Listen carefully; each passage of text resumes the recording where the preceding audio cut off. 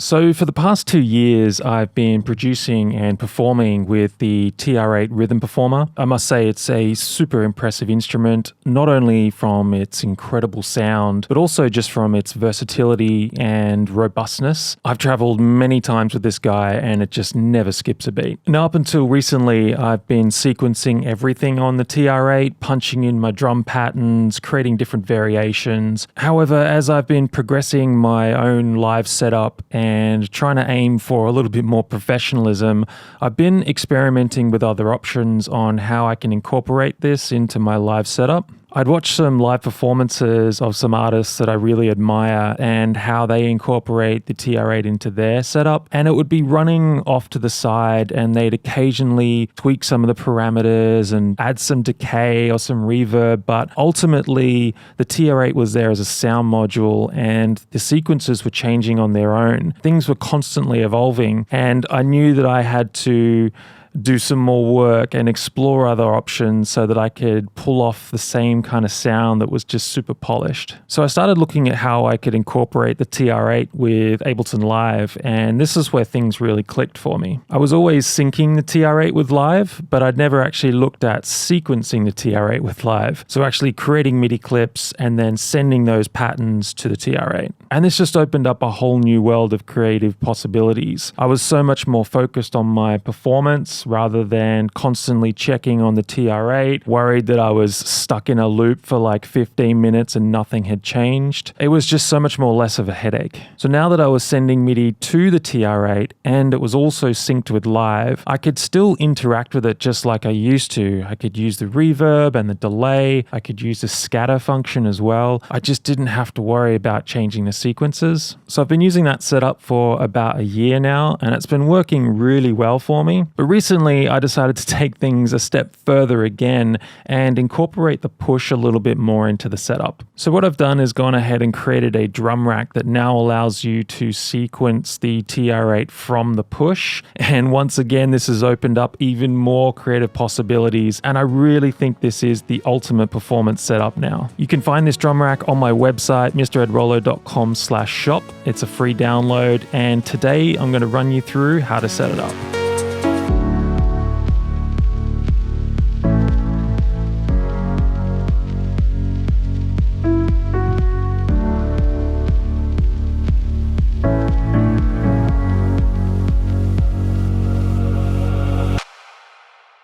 All right, so firstly, let's take a look at my setup. I have Ableton Push 2, I have the TR-8 Rhythm Performer, I also have Ableton Live 10 running on my desktop, and I have a sound card as well. So the Push is plugged in via the power cable and the USB cable to my computer. Then on the TR-8, we have the power cable, we have a 5-pin MIDI cable, looks a little something like this, and we also have an audio jack cable. The way this configuration goes is mostly happening on the TR-8. The push is just plugged in via USB. We're done with that. But for the TR-8, we need to set up a bit of a communication loop. We're going to be sending MIDI from our interface into the TR-8, and then we're going to be sending audio back into the interface. And in order to do this, you're going to want to run your 5-pin MIDI cable from the MIDI out port of your interface to the MIDI import of the TR-8. Then you're going to want to run an audio cable or TRS cable from the main out on your TR-8 to one of the inputs on your audio interface. Now you can run this in mono like I do, or you can run it as a stereo pair. Just make sure that you have 2 available inputs on your audio interface. Once you're confident that you've set up all of your hardware correctly, we can now take a look at Live's preferences. All right, so we're going to head down to the Link and MIDI tab in Live's preferences. And all we're really concerned with here is the MIDI output for our audio interface. Here I'm using the Scarlet 18i8, and the 2 controls we need to enable here are the track and sync MIDI outputs. Enabling the track output is going to make sure we can actually send MIDI from Live's MIDI tracks, and sync is going to make sure that Live is actually sending MIDI clock to the TR-8 so that everything keeps in time. Once we've done those couple of steps, we can close Live Preferences and we can load up our drum rack. Now I have this rack pre-saved in my drums collection. Here it is here, the TR-8 drum rack from Mr. Ed Rollo. Just going to load that up. Here we have the 11 samples, which are representative of the samples that we have on the TR-8. Bass drum, snare drum, low tom, mid tom, high tom, rim shot, hand clap, closed hat, open hat, crash cymbal, and ride cymbal. We can see up here in live, we have some macro controls, which we'll get into in a minute. And then we have the nicely labeled sample slots here of all the samples I just mentioned. Now, before we start jamming with this rack, there's a couple of steps we still need to set up. What you want to do is head down to your bass drum sample slot and double click on that. That's going to open up the device tab here, and here we can see we have an external instrument device. What we want to do is send MIDI to our audio interface. In this instance, I'm using the Scarlet 18i8, so I'm going to select that. Then we need to choose which MIDI channel we're going to be sending MIDI to. By default, the TR-8 sends and receives MIDI via MIDI channel 10. So I'm going to go ahead and select that. Now we need to say which channel we're receiving audio from. We're creating that loop, right? We have the MIDI cable going in, the audio cable going out. For my setup, I have the TR-8 running into audio channel 6. So if we go to audio from, I'm going to select channel 6. So now I have my bass drum set up, and if I select this first slot, I'm now getting audio from the TR-8. Now this is where we need to be a little bit careful. On every one of these sample slots, we have an external instrument. We need to be able to send MIDI from every one of these sample slots. However, we only want to set up one return for our audio. Otherwise, we're going to be receiving audio from every single sample slot, and that's just going to be duplicating the audio again and again and again, and it's going to get really messy really quickly.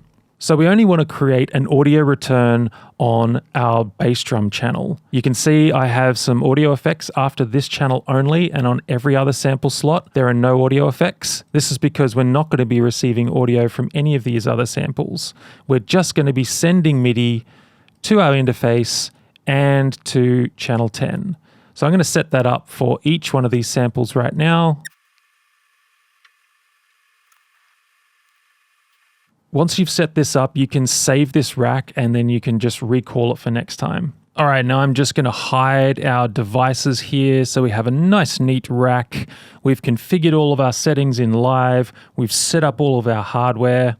We're all ready to go. Now, because of my particular setup today, because I'm using screen capture software and the way the audio routing works through live, I get quite a decent amount of latency from the push here, but when I'm not recording this tutorial, there is zero latency or very, very little when I'm actually using my audio interface as the output and not my screen capture software. But anyway, let's make some music. I want to show you how this works. I'm just going to build up a beat.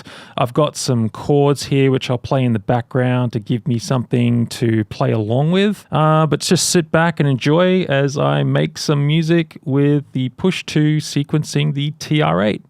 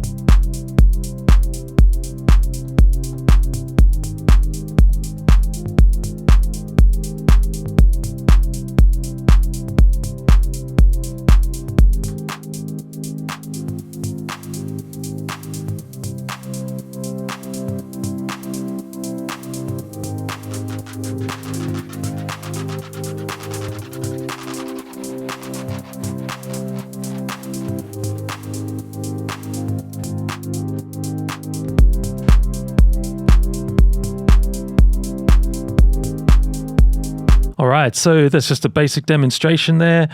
Here I'm just utilizing the sequencer. I've got a little 2-bar loop going here. I was also using the repeat function, which is really fun, meaning that we can just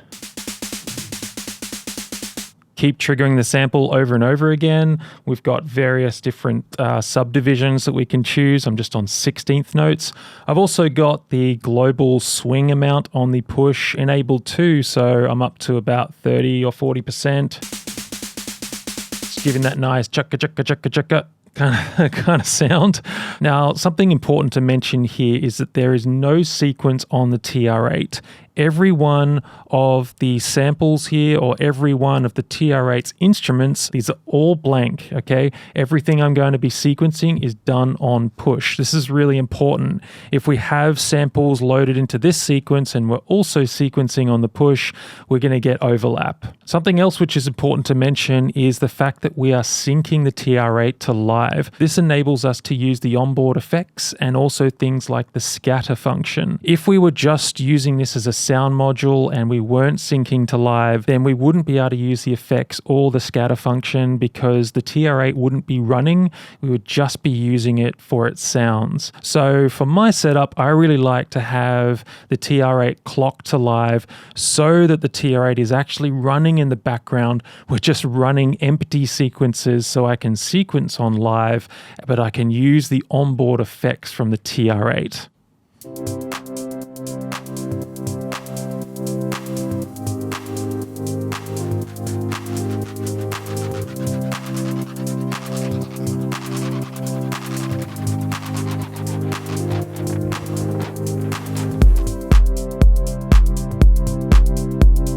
Another great thing we can do here is actually utilize the loop selector down here in the lower quadrant of the push 2 pads. Here I just have a 2-bar loop, but if I duplicate this loop, we now have a 4-bar loop, and perhaps on the last 2 bars here, we could add in something like a ride cymbal in here to create a variation from our other loop. And now we can jump between these 2 sections of our loop really easily using the loop selector.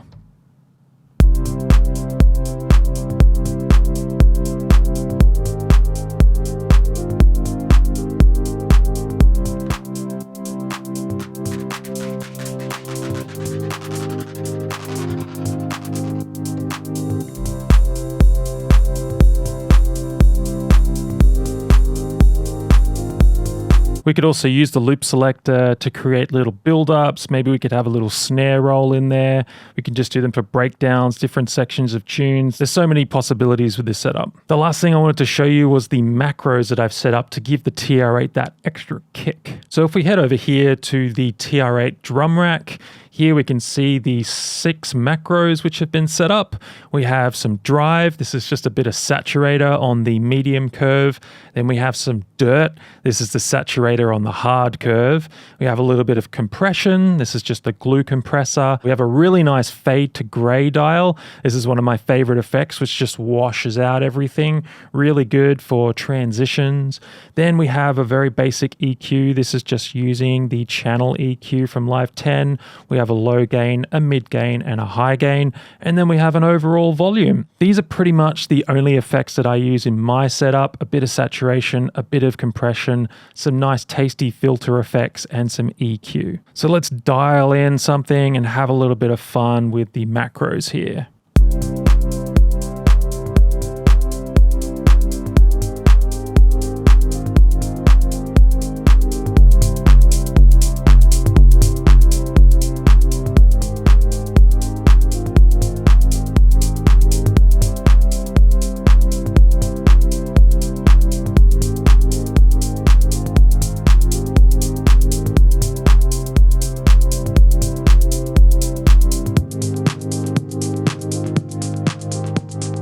All right, well, there you have it, guys. I hope you enjoyed that. Really powerful setup with some really simple tools. This didn't take very long to set up, actually, but it's something that I've been wanting to do for a very long time. This rack is available as a free download on my website, mredrollo.com/shop. if you would like it, and don't forget to watch this video again for the setup instructions. If you did like this video, then please remember to subscribe. It really does help, and be sure to give this video a thumbs up also. Until next time, keep creating. Bye for now.